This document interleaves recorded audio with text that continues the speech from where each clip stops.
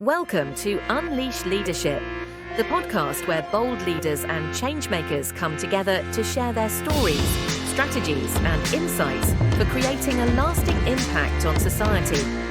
Carla Blanco is your host. For over 28 years, she has been navigating the complexities of the corporate and government worlds, a journey that's taught her that authentic leadership isn't just about climbing the ladder. It's about lifting others as you rise. Along the way, she uncovered the unwritten rules that drive success, the ones no one tells you about, but that can define your career and legacy. On this podcast, she'll sit down with extraordinary guests from around the globe, leaders, visionaries, and innovators who are leaving their mark on the world. Together, they'll explore their journeys, uncover their tips and tricks, and dive into the challenges they've overcome to inspire you to excel in whatever you're facing. Whether you're climbing the corporate ranks, building your personal brand, or leading change in your community, this podcast is your space to grow, learn, and unleash the leader within. So grab a notebook, get ready to take action, and join us on this journey to unleash our leadership potential. Before we dive in, make sure to follow Carla on Instagram, LinkedIn, at Carla Blanco Coach, Carla with a K, and YouTube at Carla Blanco Show to stay connected and get even more leadership tips and updates. Hoy me honra presentarles a Carolina Taborda, líder estratega en ciberseguridad y desarrollo de ecosistemas en América Latina. Ecosistemas basados en confianza, innovación y colaboración. Como CEO de CyberSec Cluster y cofundadora de SteamEd LATAM, fortalece el talento y la seguridad digital, conectando actores clave y promoviendo iniciativas globales que preparan la región para un futuro más seguro e inclusivo. Bienvenida, Carolina. Carolina, muchísimas gracias nuevamente y déjanos saber sobre tu historia, sobre tu niñez, tus amigos, tu familia, todo ese camino que te ha marcado como líder. Gracias, Carla. De verdad que muy contenta de poder compartir este ratito con vos y que podamos conversar un poco. Y bueno, tal vez para empezar, podría contarte que soy la menor de 5 hermanos, lo que acá en Costa Rica popularmente llamamos ese gol, porque hay mucha diferencia de edad entre mis hermanos y yo. Carito creció en una familia con 2 hermanos varones y 2 hermanas, ¿verdad? Todos mayores. Acá en el centro de San José, en el lado oeste, ¿verdad? Crecí en realidad pues en una familia acomodada, que claro que fue un proceso porque mi papá en realidad no terminó, o sea, terminó apenas la escuela, imagínate, y aún así construyó toda una estructura comercial que lo llevó pues a desarrollar muchas oportunidades profesionales para él, para la familia, para mis hermanos. Entonces, para el momento en el que yo llegué ya a la familia, pues en realidad estábamos en una posición económica bastante buena, ¿verdad? Que eso también, pues me facilitó muchas oportunidades, empezando porque mi papá siempre nos enseñó que la mejor herencia era la educación. Por lo tanto, en mi casa nunca faltaron los libros y siempre nos apoyó en aprender idiomas, en invertir en nosotros en la mejor educación posible. Y bueno, ese privilegio me permitió aprender en un colegio alemán, ¿verdad? Entonces hoy hablo, además del español, inglés, por supuesto, y también alemán, que desde niña empecé a practicar. Ay, qué bonito. Y definitivamente tu papá te marcó claramente, porque tu carrera profesional arranca con tu empresa como diseñadora y quisiera que de interiores y quisiera que nos contes un poquito sobre esa experiencia y que nos adentremos a tu carrera profesional. Sí, yo vengo de una familia emprendedora, la verdad, muy inspirada por mi papá, pero mis hermanos también, siempre optaron por caminos también o de trabajo en multinacionales y mis otros hermanos también emprendiendo en sus proyectos. Y creo que eso es algo que definitivamente te marca, aunque uno no está consciente de ello realmente, ¿verdad? Y sí, justamente cuando estaba en la universidad, yo sabía y mi sueño era tener un estudio de diseño, pero yo no quería tener un estudio de diseño tradicional, Carla. Yo soñaba con un lugar donde, es más, me lo imaginaba así visualmente, aquel galerón donde íbamos a tener arquitectos, íbamos a tener diseñadores gráficos, diseñadores de textiles, de muebles, de objetos, un equipo multidisciplinar que íbamos a desarrollar desde la cuchara para un restaurante hasta toda la infraestructura. Y ese sueño lo tuve desde que estudiaba. En realidad tuve un primer trabajo antes de, porque la verdad es que me daba miedo, como dicen, tirarse a la calle, aunque las carreras tanto de arquitectura y diseño pues sí tienen como esa tendencia. Primero, pues me animé trabajando de hecho, en una empresa multinacional como Café Brit y ya después decidí pues emprender y empezar con un estudio que de hecho fue el primer estudio de diseño en Costa Rica que combinaba el diseño gráfico con el interiorismo. No teníamos todas las disciplinas que me imaginaba en mi cabeza, pero sí era un estudio enfocado en la parte comercial e institucional, que era el tema de diseño que a mí más me apasionaba y con otras dos socias desarrollábamos desde el logo hasta el espacio para poder desarrollar soluciones de diseño. Qué bonito. Y entonces, bueno, sos innovadora y en ese camino de la innovación y ahora tal vez nos puedes contar después de esa experiencia con tu estudio y diseñando para una empresa como Café Brit, cómo fuiste evolucionando, pero quisiera que además nos contés como CEO y directora del clúster de ciberseguridad para América Latina y que nació en Costa Rica. ¿Qué te inspiró a crear y a pasar de la idea a esa realidad? Y contanos un poco sobre el impacto que ha tenido ese clúster a nivel económico y a nivel social en la región de América Latina. Claro, creo que, bueno, es interesante porque de repente uno, hasta que llega al día de hoy, a la hora, y empezás a devolverte en tu historia, vos decís, wow, ¿cómo son esas pequeñas cosas las que te han marcado? Definitivamente yo creo que la educación es clave y en mi caso ese ejemplo, porque de hecho mi papá fue el primero que desarrolló un plan.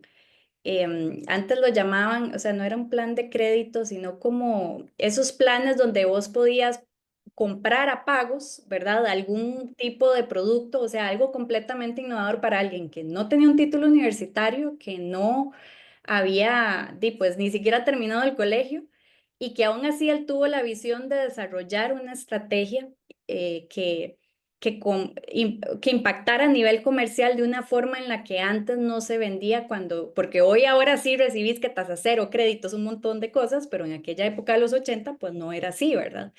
Y yo creo que esas cosas de repente se te quedan a un poquillo, ¿verdad? Atrás. También me impactaron mis profesores que al llevar a cabo una formación universitaria en diseño, pues sí eran muy creativos y siempre me dejaban como ir un poco más allá, ¿verdad? Y empujar y aprovechar lo que debe ser la universidad, ese espacio donde vos experimentás de manera segura, ¿verdad?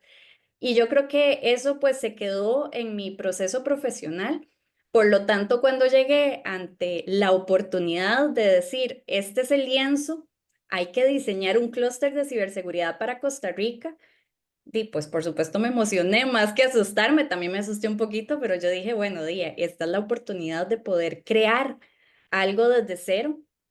Y esa fue pues la oportunidad y la confianza que nos dieron, ¿verdad? CyberSec es un clúster que nace en Costa Rica, que nace inclusive desde la política pública, desde una visión de gobierno y del sector público de decir necesitamos potenciar el desarrollo económico y hay que transformarlo, porque en Costa Rica ocupamos algo diferente y nos dio la oportunidad de conocer este modelo de Michael Porter, que es un modelo de transformación económica, que lo que busca es promover la gestión de innovación orientada a la competitividad en cualquier sector, organizando a los actores de un ecosistema en un espacio geográfico.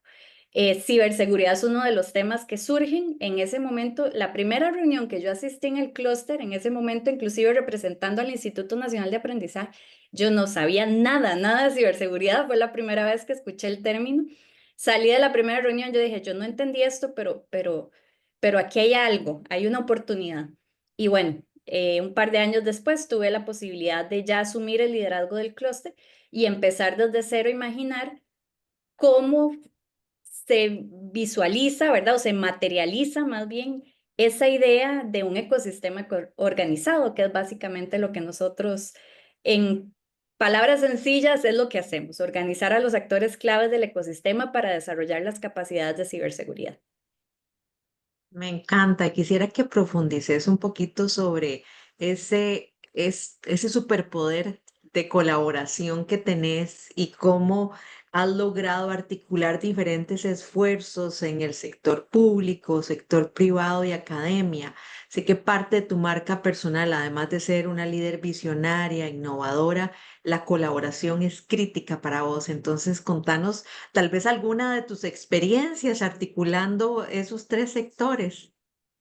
Sí, ha sido muy interesante el aprender y el desarrollar la empatía que desde la universidad me la inculcaron como un proceso formativo, componente clave del proceso de diseño, ¿verdad? Esa empatía de poder entender a las personas, las oportunidades, y creo que una de las grandes lecciones que he tenido, porque mi carrera profesional me ha llevado a desenvolverme en el área académica, en el sector privado, en el sector público, ha sido entender que el propósito es el mismo. Todos queremos las mejores oportunidades para todos, la calidad de vida, la competitividad. Lo que cambia es la perspectiva. Y que cuando empezás a moverte, ¿verdad? Desde ese punto de fuga que hacemos cuando dibujamos un espacio tridimensional, pero lo mueves para un lado y para el otro para entender que la perspectiva de competitividad de la academia es distinta a la del sector público o al sector privado, podés empezar a hacer como ese tipo de traducciones, ¿verdad? Que ese fue el proceso que he llevado a cabo y que llevo a cabo diariamente, ¿verdad? De poder pues traducir en los intereses, en la propuesta de valor que hay para cada uno de los sectores, el poder desarrollar estas capacidades, entendiendo que al fin y al cabo al puro final de la conversación, todos queremos lo mismo. Simplemente lo queremos tal vez de colores diferentes o de formas diferentes, en velocidades diferentes, eso también es cierto, pero que al fin Sí. y al cabo lo queremos igual. Entonces, que nada más es cuestión de escucharnos, ¿verdad? De ser empáticos y entender que en ese cambio de velocidades que hay, en ese lenguaje diferente que tenemos, el propósito sigue siendo el mismo y que podemos alinearlo cada quien aportando lo mejor que tenemos. Comunicación a base del respeto y de lograr esa escucha activa y encontrar los puntos en común a pesar de las diferencias. Gracias, Carolina. Y sos una líder transformacional en STEAM. Contanos cómo visualizas la educación en STEAM a futuro y el impacto que esto puede tener en la nueva revolución industrial. Bueno, yo descubrí temprano en mi carrera, Carla, y gracias a una crisis económica, que la educación era mi segunda pasión, además del diseño. La verdad es que los que no han tenido la oportunidad de estar frente a un espacio, en un espacio frente a un grupo de estudiantes y ver cómo estas personas se van transformando y van creando el conocimiento, o sea, no saben de lo que se están perdiendo. Es la sensación más maravillosa que uno puede tener y saber que uno está aportando y sumando a eso, que estás facilitando que ese conocimiento y esa transformación profesional se dé. Y con esa visión en educación, pues sí, entre mis ideas, así como me imaginaba aquel galerón y aquel estudio diferente de diseño para Costa Rica, un día me levanté pensando en que había que transformar la educación del mundo y que yo iba a hacer eso. Sola, por supuesto que no, jamás. De hecho, soy una socia extraordinaria, dos socias maravillosas y he tenido un gran equipo multidisciplinar que se sumaron a la quijotada, como dirían, de decir, vamos a transformar la educación del mundo. Y creo que en lo que hemos estado trabajando y que además es un esfuerzo continuo del ecosistema, es que la educación, de nuevo, hay que cambiar los ojos o la mirada con la que la vemos. Históricamente, antes, primero, la educación fue muy restrictiva, no era para todos, no todas las personas podían acceder a los libros, no todas las personas podían acceder a los libros, las mujeres no podían, bueno, todavía tenemos lamentablemente poblaciones en el mundo donde las mujeres todavía no pueden acceder a la educación.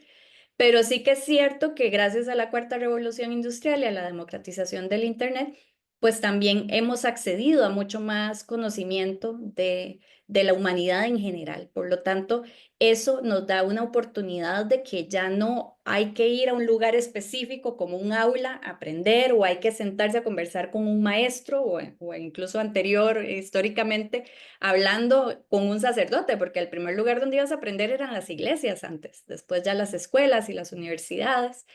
Y hoy en día creo que tenemos que sacar provecho de eso, de saber que el conocimiento está literalmente en la punta de nuestros dedos, ¿verdad? Gracias al Internet y que tenemos que sacarle provecho. Lamentablemente, pues todo viene con también un poco la parte negativa de mucha desinformación, pero creo que la cuarta revolución industrial lo que nos está impulsando es eso, a empujar al desarrollo de habilidades como el pensamiento crítico, la creatividad, porque al fin y al cabo hay tanto conocimiento alrededor nuestro, podemos compartir con tantas personas que saben de tantos temas que el universo es el límite, ¿verdad? Para soñar y pensar en qué se puede crear, ¿verdad? Entonces, eso es parte del aprendizaje que hemos tenido, ese sueño de pensar que las aulas de clase ya no sean la experiencia tradicional de lea este libro, responda estas preguntas, escuchar un docente hablando, sino más bien que el docente aprenda de los estudiantes y poder promover esas bases de conocimiento colectivas para promover la innovación y la transformación. Muchísimas gracias, Carolina. Cuando pensamos en ciberseguridad y bueno, y que estamos en la puerta de esta transición a una nueva revolución donde la inteligencia artificial nos cambió por completamente la forma en que vivimos, ¿cómo visualizás vos ese impacto? Y tal vez si nos podés contar sobre algún reto que has tenido, porque como este programa este podcast es dirigido a líderes y nuevos líderes, entonces el cómo enfrentamos retos es importante para que ellos se lleven herramientas de cosas que vos has aprendido en el camino. Entonces, tal vez tomando de tu experiencia en ciberseguridad, eh, conectada con la inteligencia artificial, ¿hay algún reto que nos puedas compartir y que digas, y esto me hubiera gustado saberlo cuando estaba iniciando como líder? Creo que en ese caso, Carla, han sido muchos retos y muchos aprendizajes, pero el principal, la lección más importante que he tenido en ciberseguridad es la responsabilidad y el rol que yo tengo en la ciberseguridad.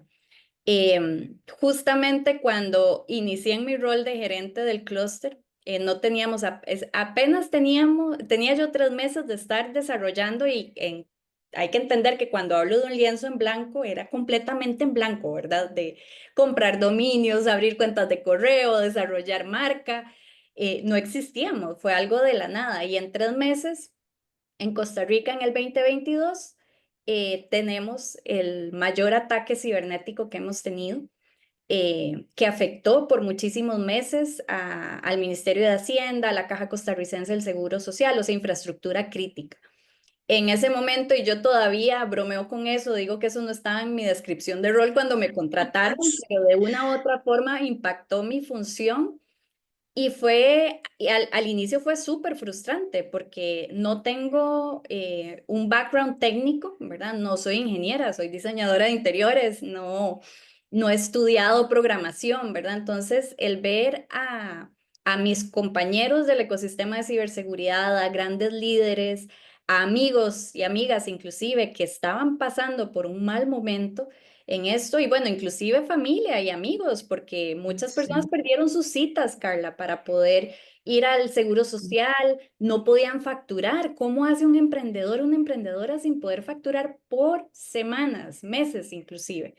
Entonces era algo muy frustrante el querer ayudar y decir, ¿qué hago? Porque no puedo irme a meter al, a la primera línea de defensa y ver por dónde es que está entrando el ransomware, o, ¿verdad? Ese tipo de cosas que fueron primero términos y conceptos que he ido aprendiendo en el camino, ¿verdad? Y que al fin y al cabo me hicieron también comprender cuál era mi rol, ¿verdad? Mi rol no es técnico, no estoy en una primera línea de defensa, yo no identifico vulnerabilidades en programas de software o VPNs o redes o dominios que estén infectados, todo ese tipo de cosas yo no lo identifico. Sin embargo, estratégicamente sí hay mucho que yo puedo aportar. Creo que ahorita uno de los principales desafíos que tenemos a nivel de liderazgo en ciberseguridad y con las tecnologías emergentes es pensar, eso no me toca a mí, ¿verdad? Para eso está el equipo de TI, para eso está mi unidad de desarrollo de tecnología, mi unidad de negocio, mi CISO, él se encarga. Y en realidad sí tenemos un rol clave en esto, porque al fin y al cabo estamos hablando del riesgo que puede afectar la vida de las personas, que puede afectar la operación de una empresa hasta llevarla a la quiebra, y que creo que a veces los líderes no están conscientes de eso, aunque los ataques pasan por millones globalmente, diariamente, que después de Costa Rica no es que te diga que ese fue el único ataque, sino que ahí en cadena han caído países y países y países en situaciones más complejas, y que hoy en día todavía hay líderes que siguen diciendo, eso no me toca a mí, no entiendo". Sí que es cierto que a veces cuando los equipos técnicos te hablan, uno es como, ¿qué me están tratando de decir? Ese es uno de los grandes desafíos en sensibilizar y quitar ese tono técnico para que tal vez los líderes lo puedan entender.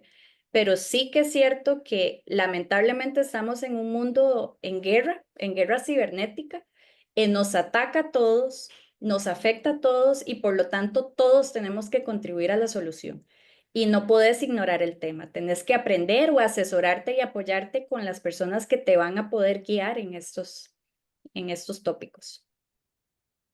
Muchas gracias, Carolina. Y volviendo a ese mismo tema, donde aunque no tenés formación técnica, sos la líder de un grupo muy técnico, contanos cómo haces para balancear esa visión, esa estrategia con las capacidades técnicas y quién es, digamos, quiénes te apoyan en eso, porque realmente creo que todos tenemos que entender que, como dicen, it takes a village para que cada uno de nosotros esté en el lugar en el que estamos y donde llegamos.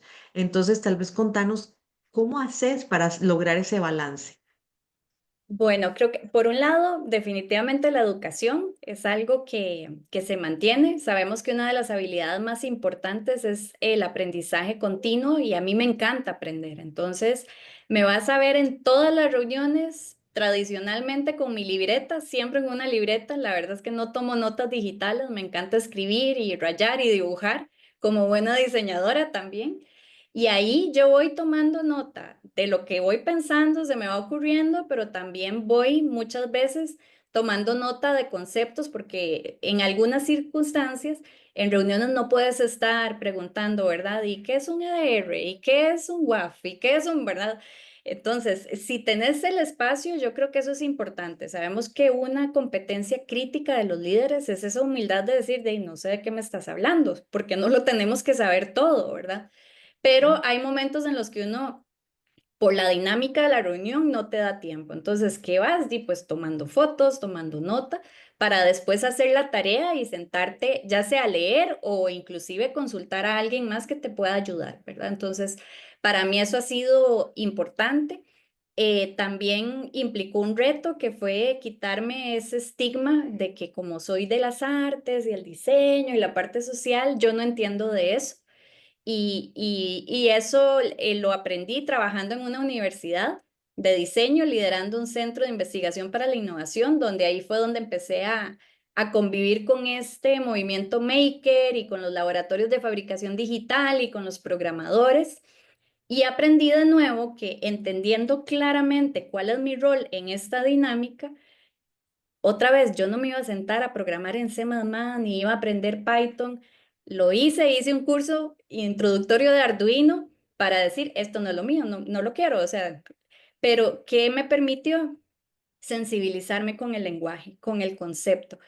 Parte de mis habilidades y mi formación en diseño me permiten saber qué puedo pedir de las diferentes personas. Si lo llevamos al ámbito del diseño, cuando trabajaba en interiorismo, cómo pedirle a un electricista cuál era el tipo de circuito que quería en temas de luminarias, a los ebanistas que desarrollaban los muebles, ¿verdad? ¿Cuál era el tono del tinte que quería? Cosas que yo realmente no podía explicarles. Técnicamente decir, póngale el tinte tal y tal o haga tal lijado, no, simplemente poder transmitir la idea y a partir de ahí confiar en que su conocimiento y su especialidad técnica era la que iban a llevar a cabo el resultado que queríamos como equipo, ¿verdad? Entonces, esa experiencia pues se ha trasladado en diferentes áreas de conocimiento hasta llegar a la parte de tecnología, que viene siendo lo mismo. El entender cuál es la meta a la que queremos llegar, cuál es el proceso, qué es lo que necesitamos y a partir de ahí confiar en el talento de estas personas para que puedan traducir eso a nivel técnico. Me encanta. Y contanos sobre mentores, porque estoy segura que a través de todo ese tiempo, además de tu papá en la carrera, deben haber, y tus hermanos y hermanas, deben haber habido otros mentores que marcaron tu camino. ¿Hay alguno que recordás? Muchos, Carla. Preparándome para esta conversación con vos, yo decía, wow, tengo que decir uno, eso es imposible. Realmente, creo que eso también es importante.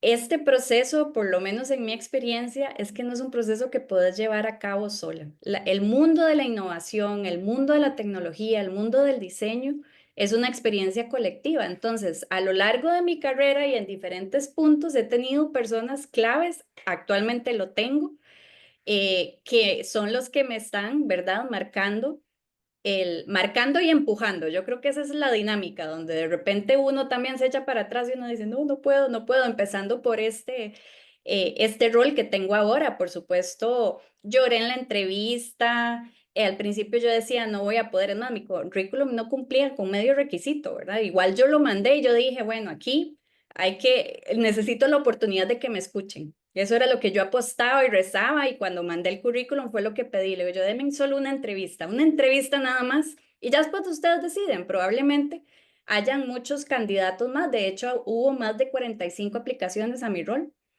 y aún así, pues, salí triunfante en poder contar con esta oportunidad. Y fue todo un proceso de acompañamiento, ¿verdad? De mentores que me decían, pero vos podés, ¿verdad? No, no te eches para atrás. Creo que he sido muy afortunada de que yo puedo decir, Carla, que a lo largo de toda mi carrera, yo he trabajado con líderes, de verdad. Yo nunca he tenido un jefe. Yo creo que eso ha sido maravilloso. Desde que empecé en Café Brit, mis jefas en ese momento, entre comillas, eran súper jóvenes, ¿verdad? Adriana Echandi, que de hecho es un referente acá en el desarrollo comercial y ella fue la que lanzó toda la visión de que Café Brit saliera de sus fronteras, que desarrollara las tiendas como una experiencia de compra a sus 26 años tenía cuando fue gerente de... Inspiración. Es extraordinario. Y eso de nuevo en ese momento, si me hubieras preguntado, o sea, por supuesto yo decía yo, "Wow, esta mujer tan joven y siendo gerente y haciendo muchas cosas, pues sí me parecía sorprendente, pero no era consciente de lo que estaba calando en Sembrando mí. en voz. Exacto. Ajá. Y yo creo que eso es súper importante. Esos líderes que de nuevo, desde su posición de jefatura, han buscado más allá que dar órdenes, ¿verdad? O exigirme cumplir con resultados, ese voto de confianza de decir, volá, brilla, sabes lo que hay que hacer y confío en vos, ha sido crítico para poder desarrollar los resultados que he tenido a nivel profesional y por otro lado, en mis momentos de crisis, de yo no puedo, de qué estoy haciendo, también dar esa pequeña bofetada de cariño, ¿verdad? Que le dicen a uno, ya, reaccionás, sí podés, ¿verdad? Y yo creo que eso es importante también, tenerlo. Muchas gracias. Cuando hablas de la entrevista que vos querías para el clúster de ciberseguridad, que te escucharan, que te dieran la oportunidad, ¿era para plantear tu visión o qué era, por qué querías que te escucharan? ¿Y qué pensás que fue el diferenciador con los más de 40 candidatos que aplicaron? Sí, creo que fueron dos cosas, pues yo había tenido la oportunidad de ingresar al mundo de la ciberseguridad y acompañar el proceso de conformación del clúster desde mi rol en el Instituto Nacional de Aprendizaje, que era un rol temporal, porque yo era asesora de la presidencia ejecutiva. Y esos roles, pues son roles políticos, ¿verdad? Son puestos de confianza, por lo tanto, cuando cambia el presidente, cambian los asesores y yo nada más estaba por un periodo administrativo. Por lo tanto, también tenía que pensar en mi futuro, qué iba a seguir después de eso, ¿verdad? Y cuando me dieron la oportunidad, porque de nuevo fue un mero accidente, Carlos, yo terminé, o sea, fue que cubrí a mi jefe en una reunión que fue reunión del clúster y después yo salí de la reunión y yo, por favor, déjenme este proyecto, yo quiero aprender, yo quiero entender. Em, He tenido esas grandes apoyos, ¿verdad? De personas que sí, podemos llamar, yo los llamo ángeles, más que mentores, pero en realidad pues sí, oficialmente podemos decir que son mentores en diferentes organizaciones. Una de ellas fue la Embajada de Estados Unidos. Kevin Ludicky es uno de mis, también de esos porristas, se puede decir por un lado, mentores que vieron algo en mí que dijeron, ella es la que hay que empezar a formar y empezar a discutir sobre este tema y ya una vez que me dieron la oportunidad de entender un poco más lo que era ciberseguridad, cómo desarrollar un modelo de clúster, pues mi mente creativa explotó, ¿verdad? Y yo decía, Bueno, que podríamos hacer esto y esto y esto, y ya empecé a imaginar.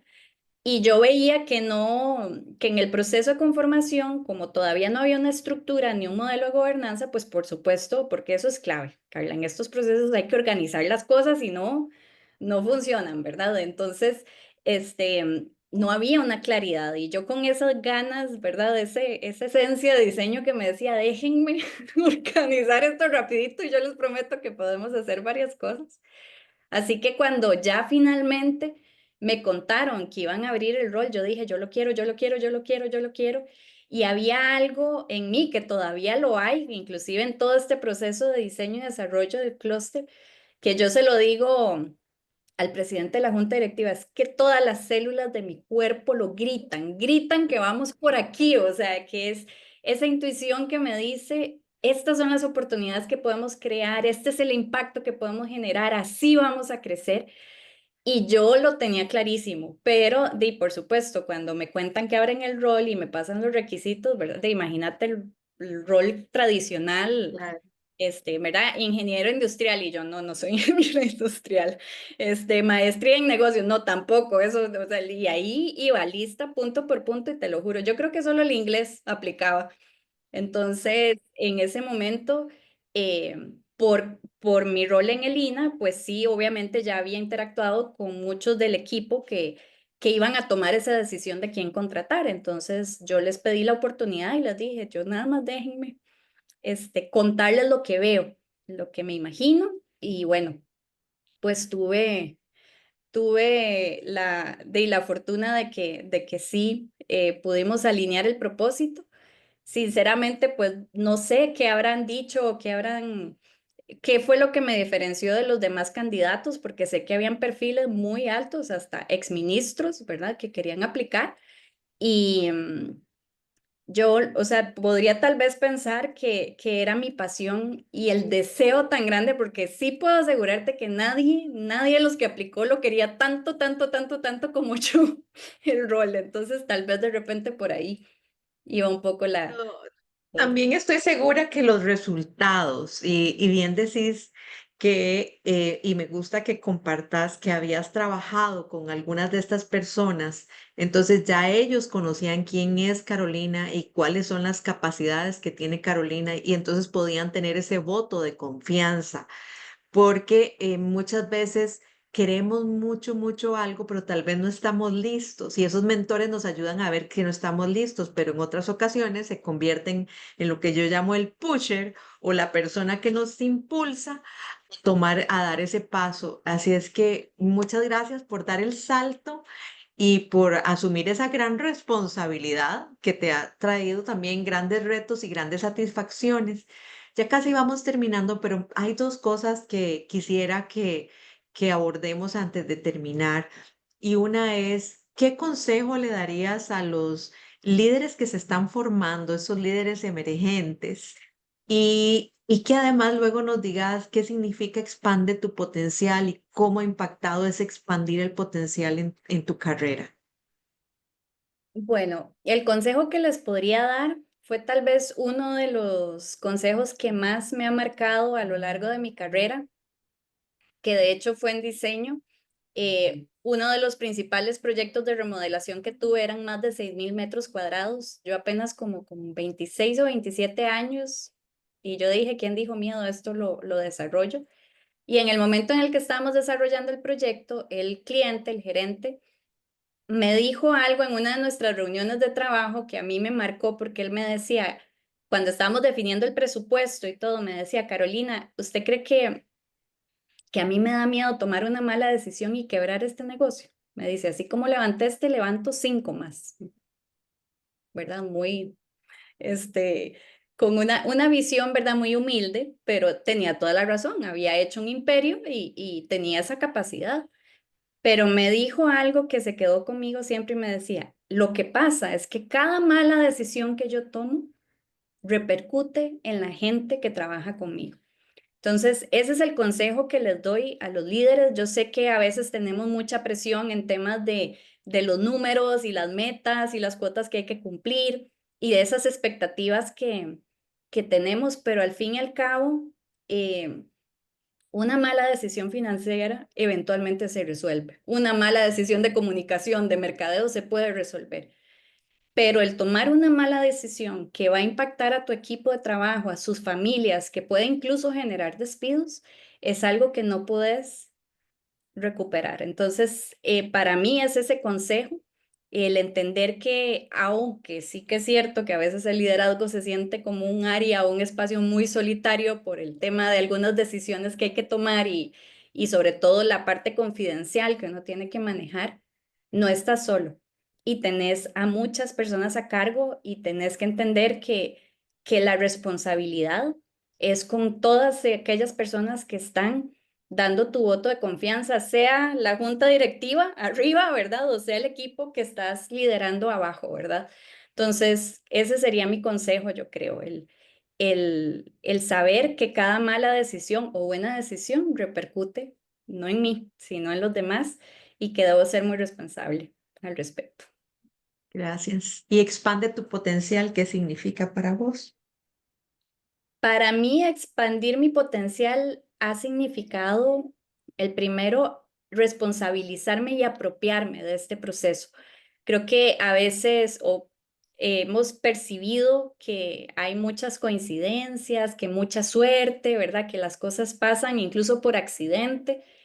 Y creo que ya llega un punto y a ver, Carla, no estoy hablando de pasar 10 20 años, ¿verdad? En el desarrollo profesional para decir, sí, soy un líder y un experto. No, desde que estás empezando, desde que estás en la universidad, de tener esa responsabilidad y decir, esto es lo que quiero seguir, a esto es a lo que quiero llegar.